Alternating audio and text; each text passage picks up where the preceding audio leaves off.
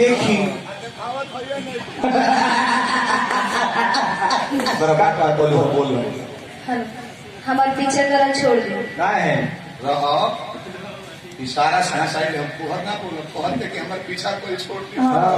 रोवे लो बताई जब आगा ना भेटे तो पिछाई ऊपर जब आगा भेटाई तो बातचीत करी कि आई लव यू तो कभी जो फोन से बतिया है बाबा आगा के कुछ कहते नहीं तो हमारा पीछा पीछा घूमे को पड़ेगी ना रोवे बताई चाचा जी बोलो आगा बोलो यही से कहता है कि हमारी शादी सेट हो गई शादी सेट होगी बाकी से ना बैल से प्यार में गद्दारी को प्यार लैला मजनू करो लैला के गाल पर थप्पड़ मार जाए मजनू पर चिन्हा हो जाता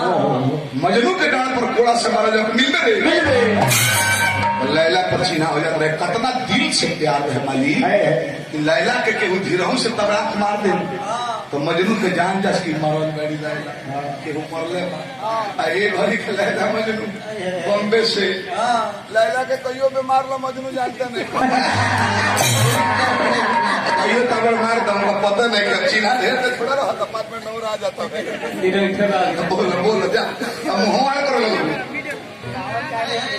बना लो हनी के देखे खाती को बस में पानी हम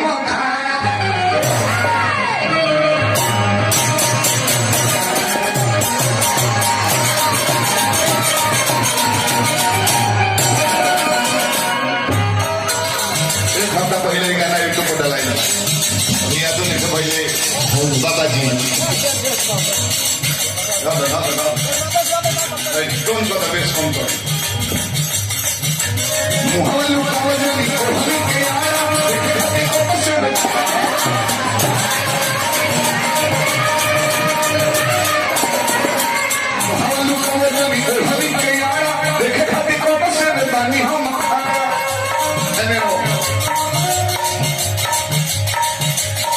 सोना सोना हमारे सोना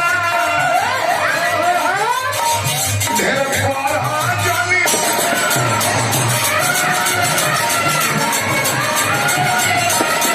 सोना सोना हमारे सोना ढेर प्यार जानी चोगा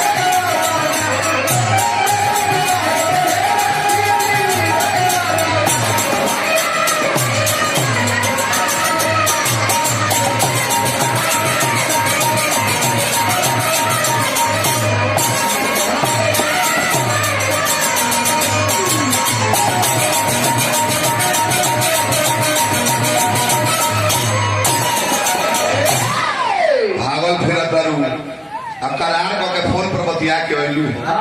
कितने बतिया कर तो फोन पर ना कहने तू कि कोई की कदम जावा आई बालू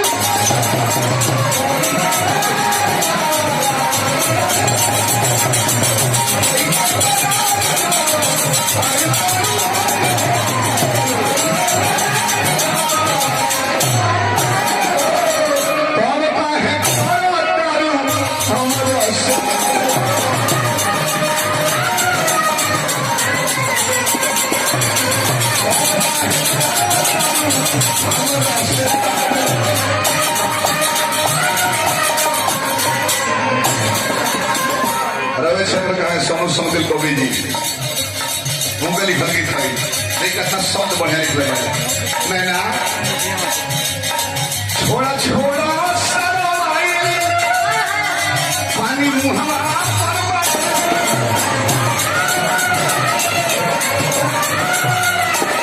छोड़ा छोड़ा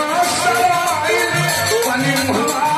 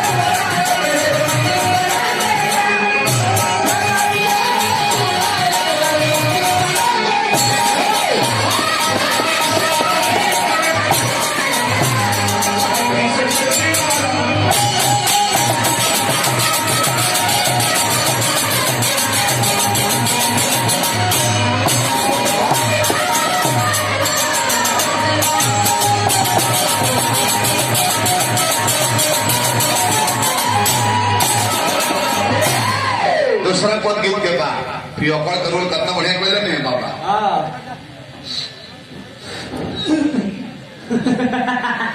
बढ़िया रोल बाबा बाकी हमारे सबसे कहता नहीं पियल बहुत चीज ना